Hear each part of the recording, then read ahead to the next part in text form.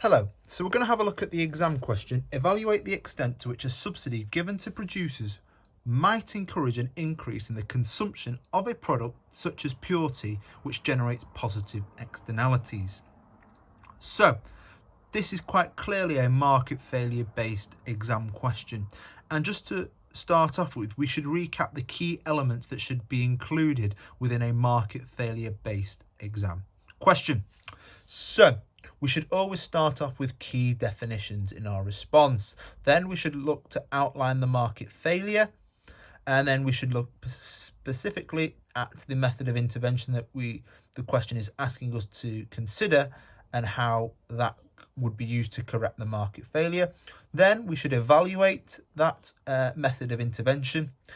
We should argue why an alternative method may be more appropriate. And then finally, we should come to a judgment which clearly answers the question, but does pose elements of evaluation. So, to start off with, what we want to consider is the key definitions that we may wish to include in our response. So, definitions. So first of all, we want to obviously outline what market failure is. So, definitions to include market failure. We obviously want to define what a merit good is as well. The reason that we want to consider what a merit good is because obviously in this exam question, pure tea is a merit good, because quite clearly the consumption of pure tea generates positive externalities, and therefore it is an example of a merit good. Also, we want to explain what positive externalities in consumption are.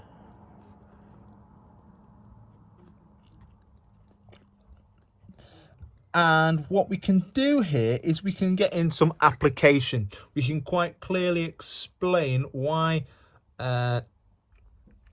pure tea, the consumption of it generates positive externalities. So in the sentence prior to the actual question, we were told of some of the benefits that the consumption of pure tea had. In particular, one of the benefits would be reduced cholesterol.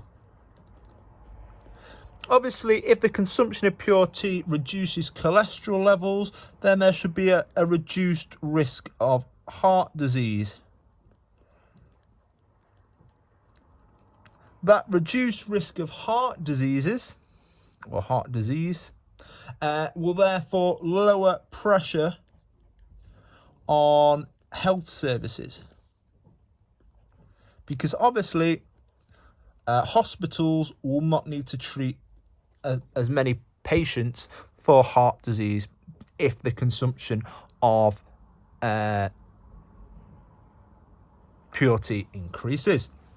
So we get a little bit of application in there. So we've quite clearly included some key definitions. So second part of our answer should focus on outlining the market failure. So the market failure here is the underconsumption of pure tea.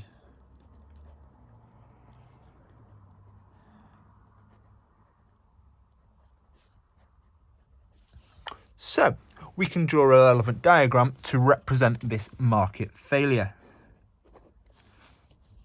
So we construct our axes.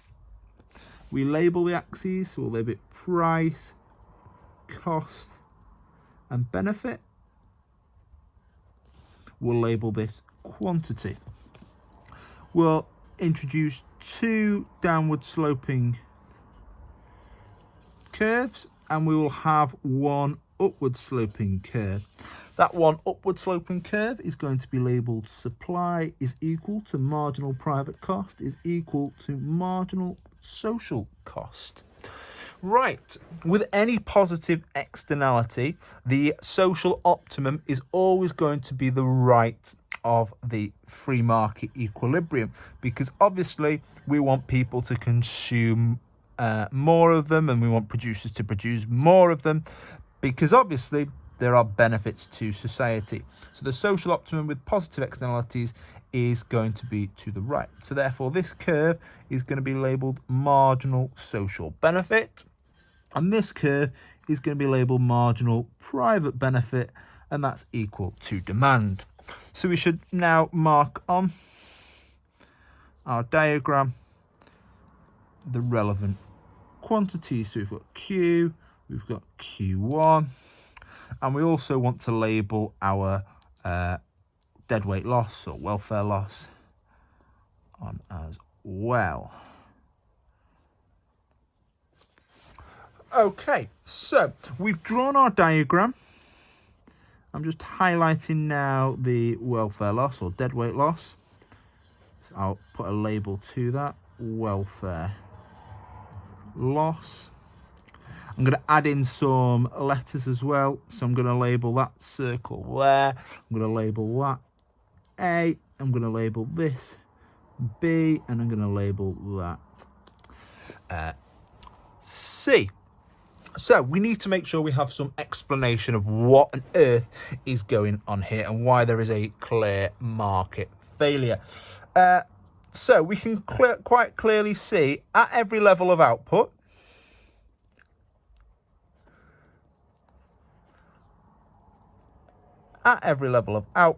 the marginal social benefit is greater than the marginal private benefit. Okay, and we can quite clearly see at the free market equilibrium, I'm just going to abbreviate that to FM, the free market equilibrium. The condition for that is where marginal private benefit is equal to the marginal private cost. We have a quantity of Q.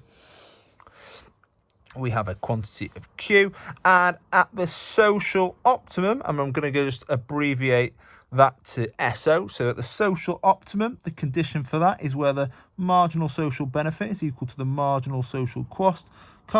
The quantity is Q1.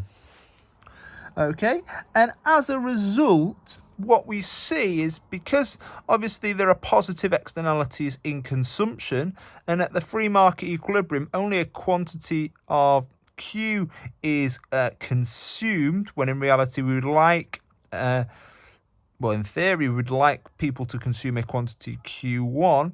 This generates a welfare loss, and the welfare loss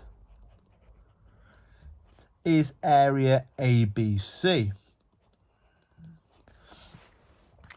If we were just to go back a moment and just add in some extra details, obviously when we're referring to the free market equilibrium where MPB equaled MPC, that was at point A. Where the social optimum, where the marginal social benefit is equal to the marginal social cost, that was point B. And if we wanted to be specific, A to C was the size of the externality.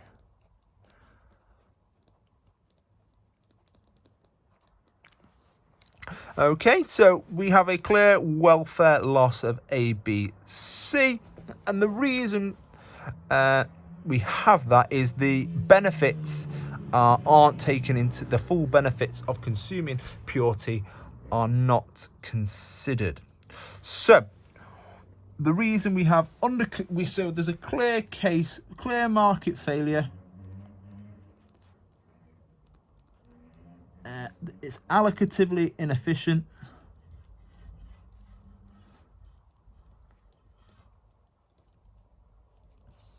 And the reason why we've got a clear market failure with allocative inefficiency and this welfare loss is there's too little produced and consumed at a too higher price.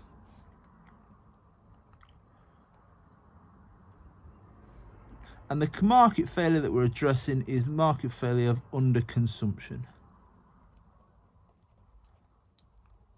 So we've quite clearly here outlined the market failure by clearly stating that currently there is a welfare loss, an allocative inefficiency, because what we want to be doing, people should be consuming a quantity Q1 of pure tea, but in reality, people are only consuming a quantity of Q. So we quite clearly outline that the market failure of underconsumption, with too little being produced and therefore too little being consumed. And an other issue is one of the reasons why that is it's a too higher price. We've got clear market failure outlined. So we're going to move to step 3 now, which looks at the intervention. And obviously in this question, the question has specifically asked us to look at a subsidy. So obviously, we can define what we mean by a subsidy. So obviously a grant, typically, which is given by the government to producers in order to lower their costs of production. And the key thing about a subsidy, as I just mentioned, is the idea that it lowers costs of production. When we ever talk about a subsidy, we must talk about a subsidy lowering the costs of production. So let's just introduce our diagram, first of all, to demonstrate a subsidy. And we could draw two diagrams here. Both would be acceptable. So we can use the price, cost and benefit. Using the diagram we just had moments ago, which we outlined our market failure on. So we can label that MSB, we can label that MPB equals D. We can have our supply curve S equals MPC equals MSC. We can draw our equilibriums in there. Okay, and originally our welfare loss would have been the area here, A, B, C. So that would have been the area there with a Q, Q1. Okay, so this diagram I've just drawn is the diagram that we just had moments ago, clearly outlining the market failure. So as we just said, a subsidy lowers the cost of production for a producer. So as a result, that's going to cause an outward shift of the supply curve. The ideal subsidy would ensure that the social optimum is achieved, and therefore we would want the subsidy to ensure that the supply curve shifts out so much that it intersects the marginal private benefit curve where the social optimum quantity is. So we're going to do that now. So that there is where it intersects. So we'll draw up there. Oh, maybe slightly too big there, actually. There we go. Okay, so that will be S plus subsidy. Okay. And we can actually draw in a curve there. We could label that P1, we'll label that P2, and we'll label that P3. Okay, so the key things to make sure we include here. So the subsidy, as we said at the very beginning of this part on intervention, the subsidy will lower costs of production. And as a result, firms, producers are more willing and able to sell pure tea. So in this case, farmers are more willing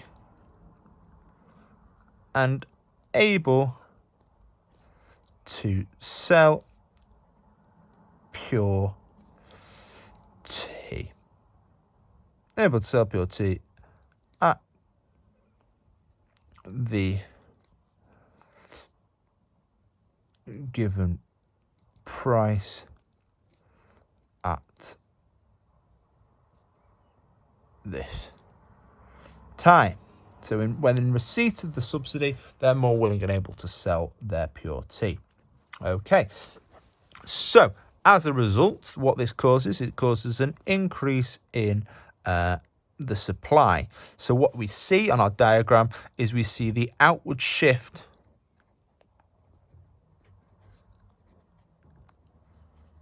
of the supply curve.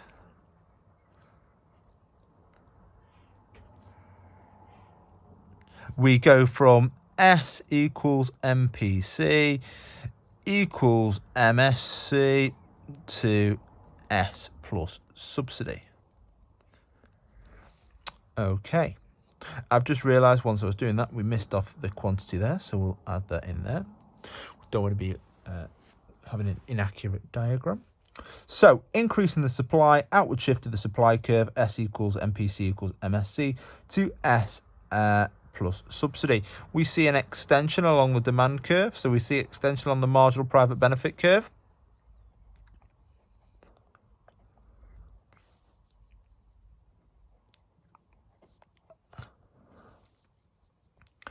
The NPB curve. What we see, well, we see a decrease in the market equilibrium price from P1 to P3.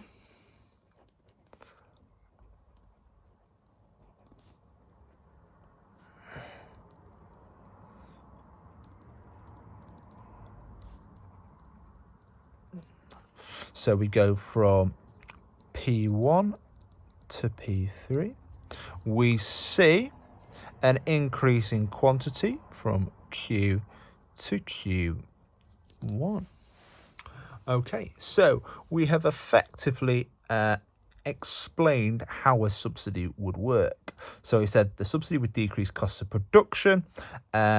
Specifically, the farmers are now more willing and able to sell the pure tea at the given price at this particular time when in receipt of the subsidy.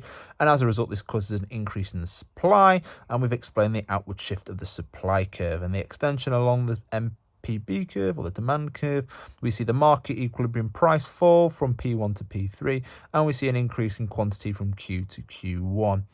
If we wanted to add in some other details, obviously the specific size of the subsidy is the difference between P2 and P3. So P2 minus P3, that is the size of the subsidy. But the key thing that we want to mention here is we want to mention how the subsidy would correct the market failure and increase the consumption of pure tea. So we need to specifically link back to lower price should increase consumption. And that has been made possible, that lower price has been made possible due to the subsidy, meaning there's an increased quantity supplied. So the quantity supplied has increased because it's lowered firms' cost of production. They're more willing and able to sell at the given price. And as a result, that price has fallen, and that should increase the consumption, i.e. there's an increase in quantity demanded for the product. Okay, so this specifically relates back to the issue that we highlighted here, where we said there was the market failure was an issue of too little being produced and consumed. We've quite clearly said that with the subsidy, the quantity supplied, the quantity produced would increase, and the price would therefore fall due to the increase in the quantity supplied. And what we should see is that we should see an increase in quantity demanded, more consumption of the pure tea. There is, at this particular point, because we've intersected exactly at the social optimum quantity, there is no welfare loss, and we achieve allocative efficiency. So we can quite clearly see how a subsidy would address the market failure of the underconsumption of a product such as pure tea. However, we now need to consider evaluating this and to what extent would a subsidy increase the consumption of a product such as pure tea. So, as we always like to do, we like to consider the price elasticity of demand. So, PED. And again, we're going to draw relevant diagrams to discuss this point. So we've got price, we've got quantity, and this time we're going to use just a basic supply and demand diagram to demonstrate our point here.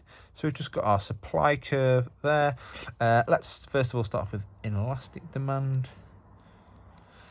It's a nice steep demand curve, and then we'll draw an outward shift of the supply curve, S to S1.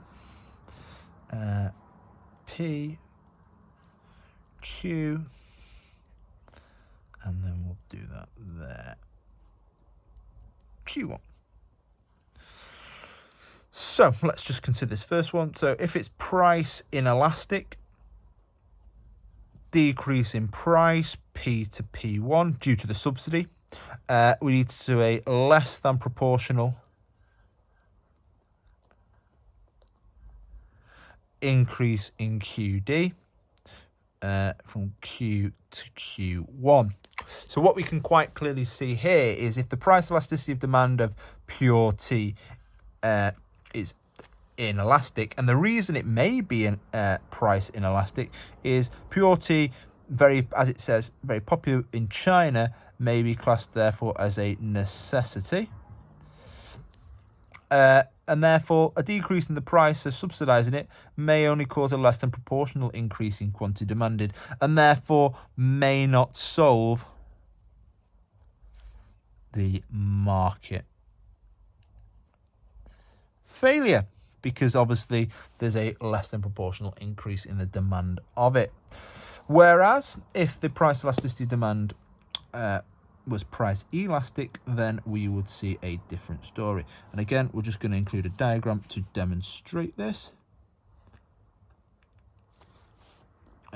Q, P, we're going to have a very shallow demand curve.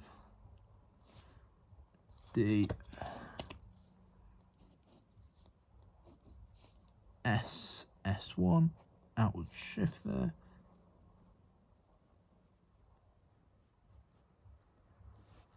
And we'll draw that there. We've got P to P1. So if pure tea would be price elastic, a decrease in price P to P1 would lead to a more than proportional increase in QD from Q to Q1, and as a result, that more than proportional increase in quantity demanded would lead to solving the market failure.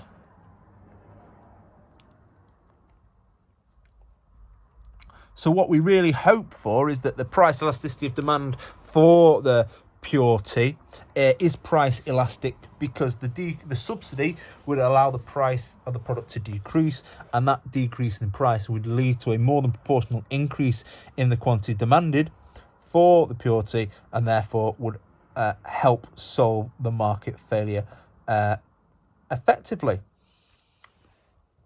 So that's a really good point that we need to consider, and we need to use the relevant diagrams. So let's consider some other evaluative points that we may wish to have talked about.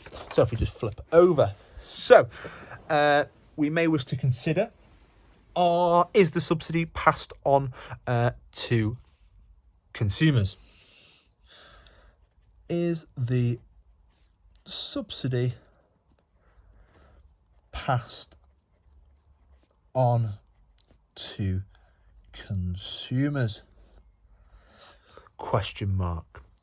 So there is a possibility that the producers, in this case the farmers, may just take the subsidy and just use that subsidy to increase their profits and not actually pass it on to consumers, and therefore the price wouldn't fall, and therefore the price not falling wouldn't cause an increase in quantity demanded.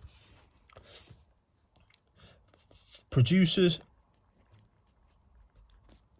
may increase profits via the subsidy. Do not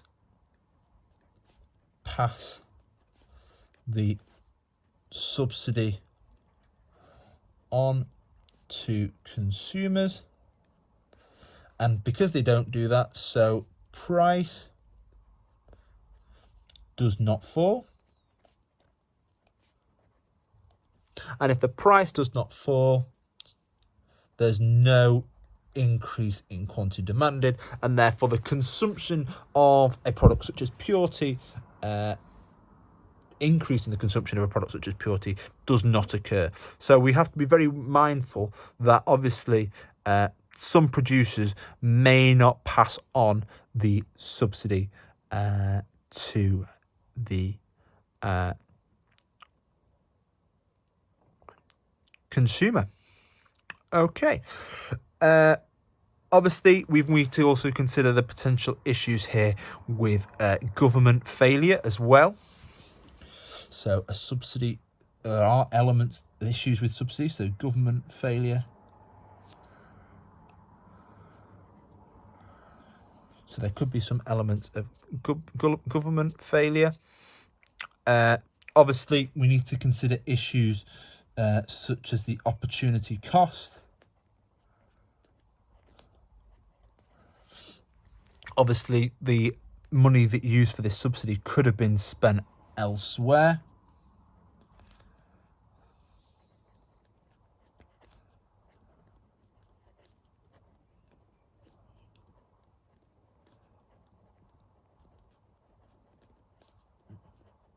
And what we mean by that is it could be spent on healthcare, and that spending on healthcare could have improved people's standards of living, for example. Okay, so there was an opportunity cost involved in providing the subsidy. Obviously, that money could have been spent elsewhere, and if it was spent elsewhere, in particular on healthcare, that could have improved people's standards of living. Also, we may wish to consider that subsidies can lead to inefficiency, i.e. firms rely on a subsidy, and as a result, that reliance leads to costs rising, and therefore firms tend to become quite inefficient with regards to their production, because obviously they're reliant on that subsidy coming in. They're not looking to innovate, they're not looking to becoming more productive, and as a result their costs start to rise.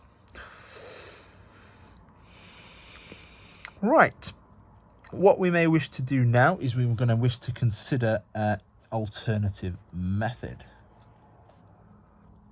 And an alternative method that we may wish to consider in this scenario is a maximum price.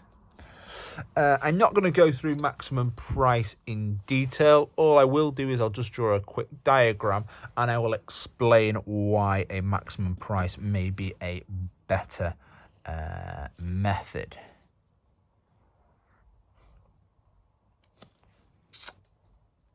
Price, quantity,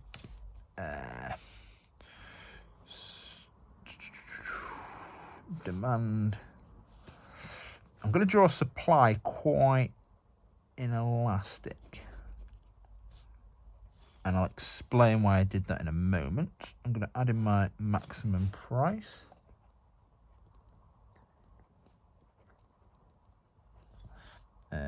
P max. Put in P. Q. Q1. Q2. Okay, so that's our maximum price diagram drawn there. So a reason why I draw the price elasticity of supply curve very inelastic, the reason why that is because agricultural products tend to have a price elasticity of supply which is inelastic due to the time lag.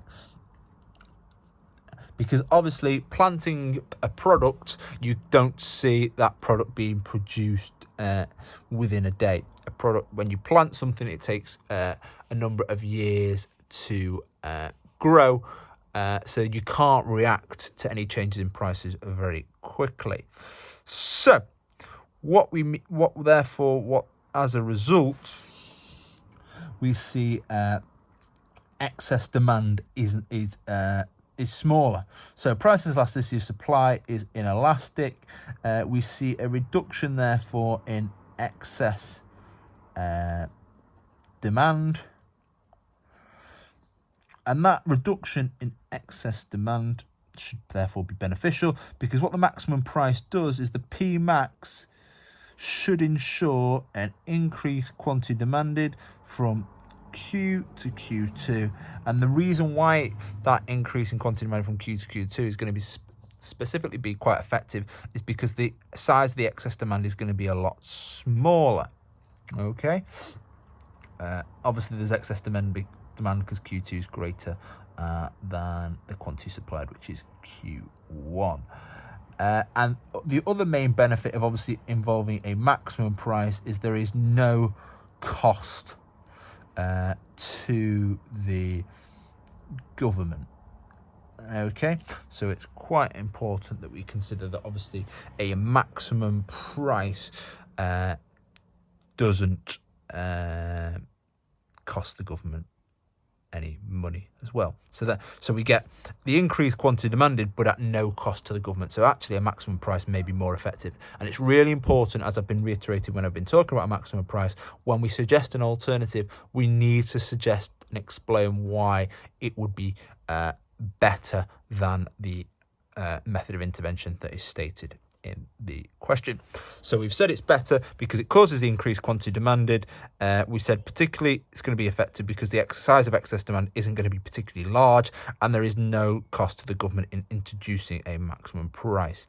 That isn't necessarily true. There are administrative costs with setting up a maximum price. However, unlike a subsidy, there is no grant. A subsidy is a grant. Maximum price, the government just says, no, that is the highest price that can be charged. Okay. And then finally, we're going to go to our judgment. So, judgment. Okay.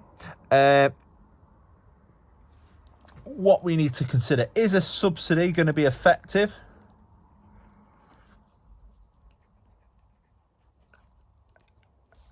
At increasing consumption of things such as pure tea? Is it going to cause an increase in QD? And we just need to say yes or no and explain why. So I would argue that yes, a subsidy would be effective at increasing the consumption and therefore the quantity demanded of pure tea. Why? Because it lowers costs of production for firms who pass on those lower costs of production to consumers via lower prices, which means that consumers demand more of the product. That would be my brief explanation as to why a subsidy would be effective. So we've ticked that box off. We've answered the question. We've justified it. We may say it depends on. Okay. And as I said, we want to save a little bit of evaluation for our judgment. In the exam, we cannot get full evaluation marks and therefore cannot achieve the highest mark possible in this question. So we wouldn't be able to achieve 25 out of 25 if there wasn't any evaluation in our judgment. So we must have some evaluation in our judgment. So it depends on. Okay, so we talked about earlier, we said there may be some elements of government failure. We never really expanded upon that particular point. So government failure. So there may be government failure occurring due to administrative costs. So they're going to be costs of setting up this subsidy, distributing it. So it depends on, is there government failure? And yeah, there is going to be government failure because there are going to be administrative costs. And it also depends on the size of the subsidy. And we want to elaborate upon that point. So if the subsidy is particularly small, then what you would see an increase in quantity supplied, and you would see an increase in quantity demanded. But what would happen? Well, there would be a market failure. Still market failure of under consumption, because there'd still be a welfare loss. And we can represent this on a diagram. So we'd have price, we'd have cost, and benefit, we'd have quantity, and we would include our necessary point. So S equals MPC equals MSC. We've got MSB here. We've got MPB equals D. We'll just quickly rattle through our diagram. Right, so obviously we want our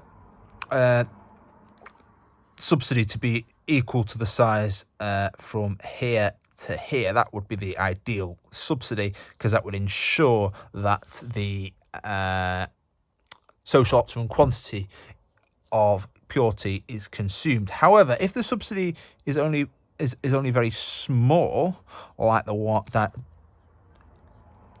one I've just introduced here, we can see that we would have a quantity of, I'll just bring that quantity down here quickly.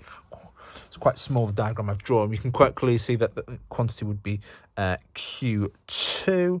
I'll just put, so we'll call that P1, P2, and we'll call that P3. So what we see here with the diagram that I have drawn, and we can actually go up from there. Well, I'll leave that for the time being. What we can see here, we've got an increase in the quantity. Yes, there's been an increase in the quantity from Q to Q2, but actually we've not got to the social optimum quantity of Q1. So there is still a welfare loss, and there is still allocatively inefficient. Okay, so there would be a decrease in the price, the market price from P1 to P3, but it doesn't get to the social optimum price, and it doesn't get to the social optimum quantity. So we can use a diagram to support our evaluation there, that obviously if the size of the subsidy is particularly small, yes, we get an increase in the quantity supplied and quantity demanded, but there's still a market failure of underconsumption, and there's still a welfare loss, because, and I'll just make it more specific based on the diagram we've drawn, you get increased quantity Q to Q2, but not to the social optimum quantity of Q1.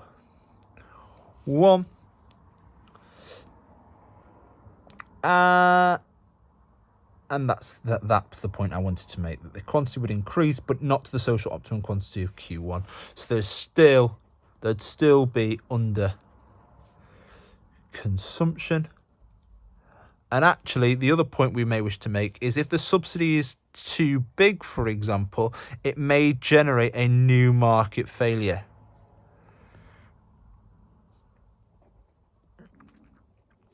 And actually, we may have a new market failure of overproduction. And that overproduction would generate negative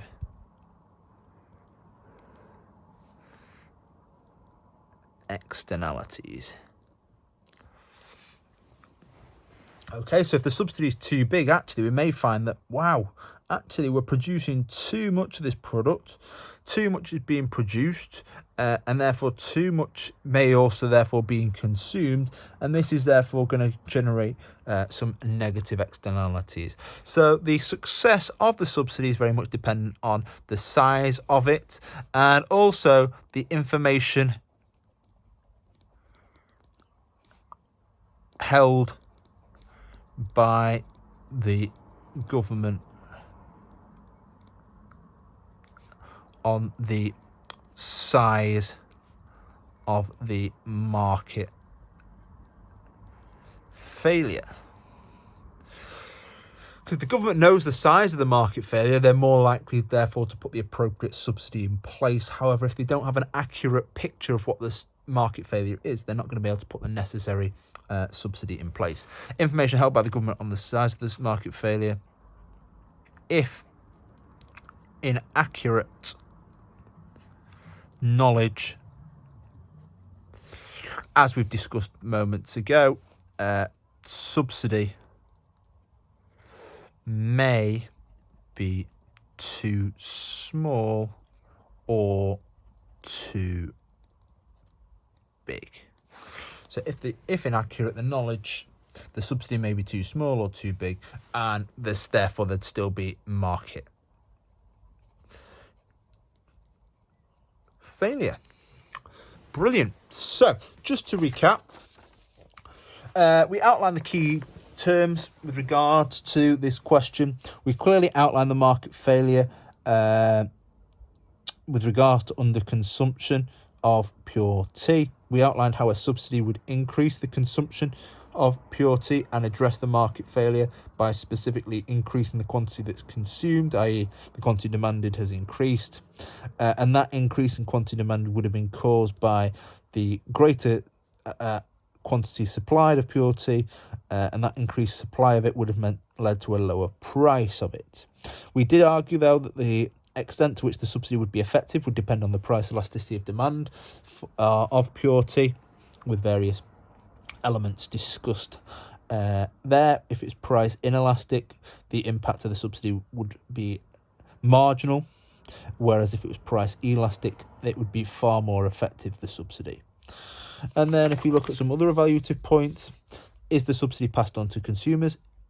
If the producers do not pass the subsidy on, then there's going to be no decrease in the price, and therefore quantity demanded isn't going to be increase. There could be elements of government failure with regards to implementing a subsidy. There's going to be an opportunity cost, most definitely, with regards to implementing a subsidy. Could have been spent elsewhere with regards to healthcare, improving standards of living. And a subsidy may lead to inefficiencies. Firms rely on a subsidy, and actually their costs may start to rise as a result. We may argue, and we've got to argue, that the alternative is going to be better, and we said a maximum price may be better, particularly because the price elasticity of supply of an agricultural product tends to be inelastic, and therefore the excess demand is going to be relatively smaller. In particular, obviously, the maximum price should increase quantity demanded due to the price being lower, and therefore quantity demanded should increase. And a real benefit of the maximum price is it doesn't come at a cost to the government.